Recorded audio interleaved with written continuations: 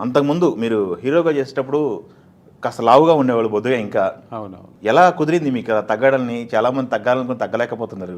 చాలా కాలం అయిందన్నారు. ఒక 6 years back bariatric surgery చేయించాను. ఓకే. అప్పుడు అరౌండ్ 160 కిలోలు ఉండేవాడిని. 160 ఉండేవాళ్ళు. 160 నుంచి బేరియాటిక్ తర్వాత 90 కిలోస్కి వచ్చాను. హ్మ్. వచ్చి మళ్ళీ పెరిగాను. మళ్ళీ 120, హ్మ్. 125కి వెళ్ళాను. ఓకే. మళ్ళీ తర్వాత ఒక వెన్నీలా అని న్యూట్రిషనిస్ట్ ఉంది కదా, తన దగ్గర కొంతకాలం జాయిన్ అయ్యి హ్మ్. మళ్ళీ 10-15 కేజీల దగ్గర ఇప్పుడు 111, 112లో ఉన్నాను. జాగ్రత్త మెయింటైన్ చేస్తున్నారు. పర్వాలేదండి. ఓకే. ఓకే. 110 అంటే ఓకేలేండి మీకున్న హైట్‌కి. హైట్‌కి తగ్గాలి. సర్జరీ అప్పుడు భయపడలేదేమి?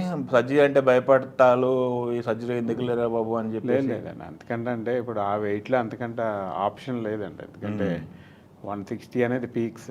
ఆల్రెడీ భయపడి చేయించుకోకపోతే హ్మ్. హార్ట్ అటాక్ గానీ ఇలాంటి వచ్చే ప్రాబ్లమ్స్ ఉన్నాయి కాబట్టి, ప్లస్ సర్జరీ కూడా చాలా ఈజియెస్ట్ సర్జరీ. హ్మ్. హ్మ్. హ్మ్. బేరియాటిక్ అంటే ఒకప్పుడు చాలా కష్టం ఉండేది. ఎందుకంటే ఆహా!